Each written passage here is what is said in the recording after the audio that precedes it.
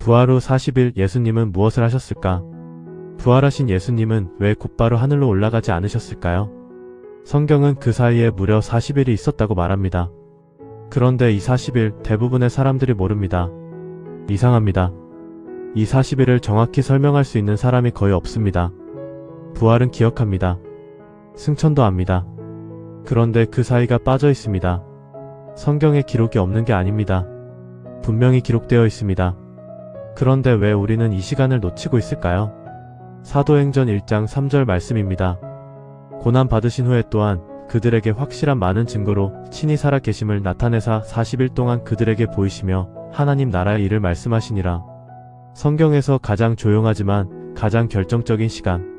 오늘 그 40일을 따라가 봅니다. 안녕하세요. 빛과 은혜의 말씀입니다. 예수님의 부활 후 첫 장면은 의외로 조용했습니다. 무덤은 비어 있었지만 사람들의 마음은 여전히 두려움으로 가득했습니다. 막달라 마리아는 무덤 앞에서 울고 있었고 제자들은 문을 잠근 채 숨어 있었습니다. 그런데 예수님은 가장 먼저 무너진 사람에게 찾아오셨습니다. 요한복음 20장 말씀입니다. 예수님은 마리아의 이름을 직접 부르셨습니다. 마리아야. 한마디면 충분했습니다. 마리아는 그제야 눈앞의 분이 주님이심을 알아보았습니다. 부활하신 예수님이 가장 먼저 하신 일은 절망한 마음을 회복시키는 것이었습니다. 그 다음 예수님은 엠마오로 가던 두 제자를 만나셨습니다. 누가복음 24장 말씀입니다. 두 사람은 예수님의 죽음 이후 모든 소망이 끝났다고 생각하며 무거운 얼굴로 길을 걷고 있었습니다. 예수님은 그들 곁에 오셨습니다. 그런데 그들은 바로 알아보지 못했습니다. 예수님은 곧바로 정체를 드러내지 않으셨습니다. 왜일까요? 단순히 나타나는 것보다 그들의 눈이 열리는 것이 더 중요했기 때문입니다. 살아계신 예수님을 눈으로 보는 것과 말씀으로 깨닫는 것은 다릅니다.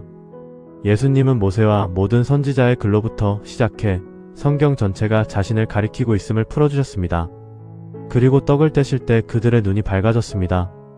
예수님은 두려움에 숨어있던 제자들 앞에도 나타나셨습니다. 요한복음 20장 말씀입니다. 문은 잠겨 있었습니다. 그런데 예수님은 그 가운데 서셔서 말씀하셨습니다. 너희에게 평강이 있을지어다.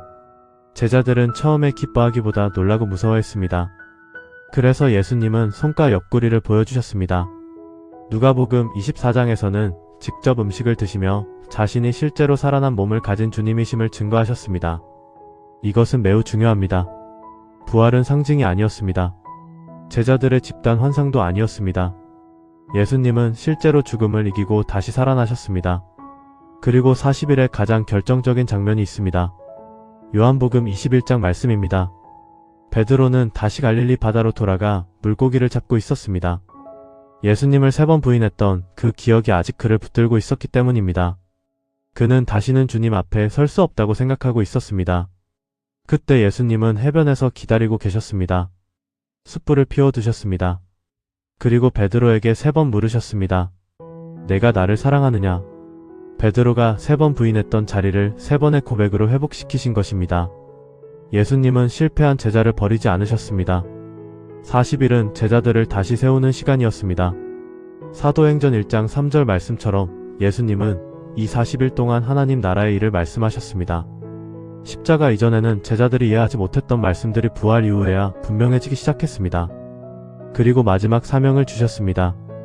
마태복음 28장 19절에서 20절 말씀입니다. 모든 민족을 제자로 삼으라.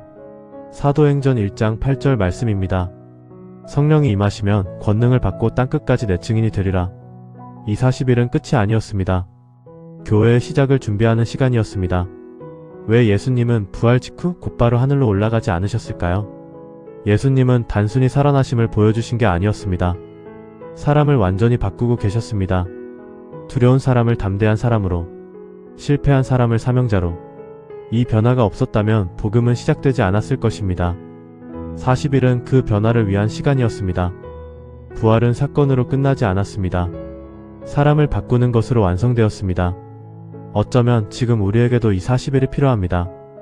부활을 믿는다고 말하지만 여전히 두려움 속에 문을 잠그고 살아갈 때가 있습니다.